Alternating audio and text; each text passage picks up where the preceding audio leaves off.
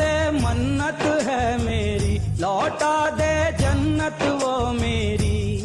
वो अमन वो चमन का नजारा, वो अमन वो चमन का नजारा। ओ खुदाया लौटा दे कश्मीर दोबारा, ओ खुदाया लौटा दे कश्मीर दोबारा। मेरी रूह की तस्वीर मेरा कश्मीर, ओ खुदाया लौटा दे कश्मीर दोबारा, ओ खुदाया।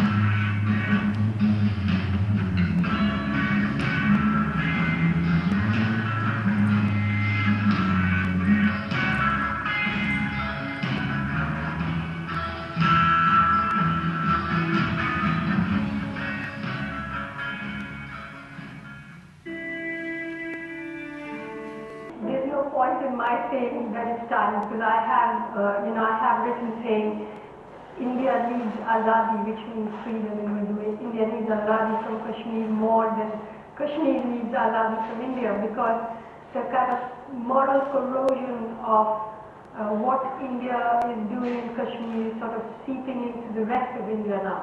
We have, the Indian government has 700,000 troops in that tiny valley. I mean, remember that America has something like 165,000 troops fighting a full-fledged war in Iraq. To say that this kind of things can happen, or who knows where they have gone, is very sad. And I wish my country does not really actually behave like that, or we. And I hope that you would not go back thinking that's what most Indians are like. I'm very sorry for that. Tapan Bose is not a Kashmiri, but as a leading human rights activist, he has an important role in this complex issue. And once you start going down the path of killing, and legitimizing that killing, and covering up that killing, then it takes an enormous courage for someone to stand up and say, hey, it just happened.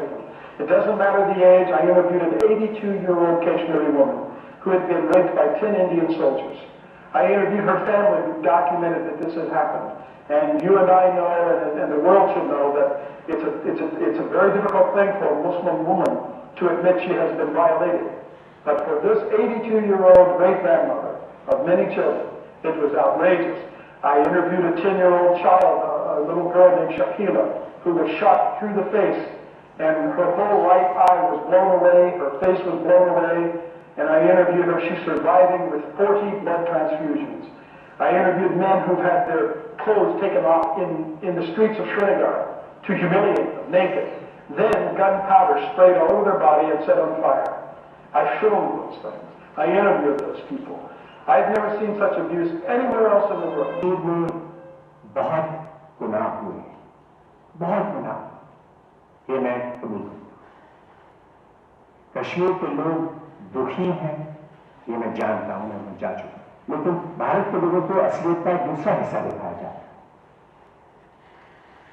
तो पूरी असलियत जो है वो भारत के लोगों के सामने रखनी होगी और भारत को अपनी पोजीशन बदलने के लिए तैयार कराना होगा।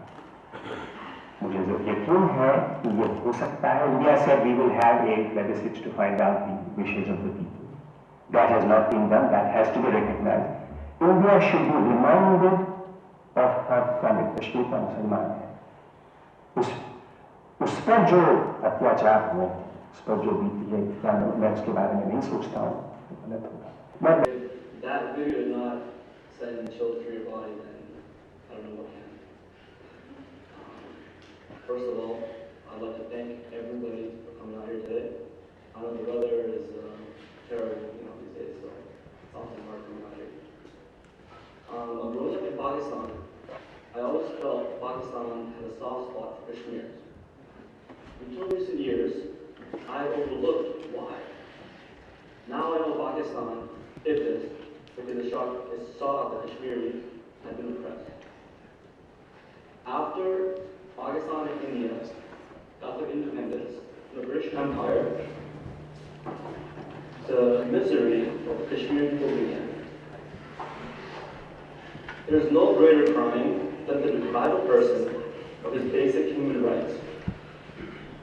There is universal consensus that each and every human being is entitled to some basic privileges and liberties, of which the fundamental aspect is the right to live and physical safety. Every human being is lawfully entitled to various political and civil rights, which include freedom of expression, equality before law, social and cultural rights, and the right to education. On paper, it seems very beautiful and perfect, but the ground reality is painfully reversed. What we find today is a brazen violation of these rights. Do these rights actually even exist? Leave aside whether they're being violated. When a person even doesn't have the right to life, what good do other liberties and privileges hold? Nothing. To understand issues of Kashmir, it is necessary to ask the Kashmiris themselves. This is exactly what we have done to this event. The event has been presented with overwhelming help of the local Los Angeles Kashmir community and Kashmir students at UCLA. I would like to especially thank Syed for helping us, and we really appreciate the hard work. Now, I would like to welcome the Consul General of Pakistan. Please come on stage and with a few words.